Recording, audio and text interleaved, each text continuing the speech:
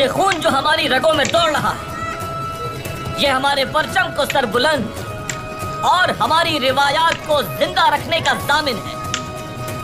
जब तक ये हमारी रगों में मौजूद है, हम जहां कदम रखेंगे वो हमारी सल्तनत है, और जहां तक हमारी आवाज पहुंचेगी वो हमारा वतन है। हम लोगों को इंसानियत के नाते इज्जत देंगे,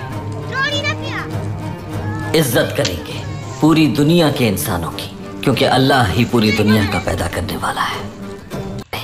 फातेह नहीं बन सकते।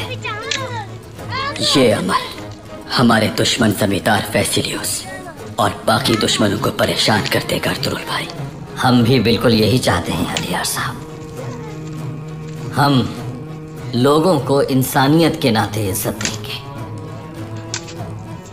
इज्जत करेंगे पूरी दुनिया के इंसानों की, क्योंकि अल्लाह ही पूरी दुनिया का पैदा करने वाला है।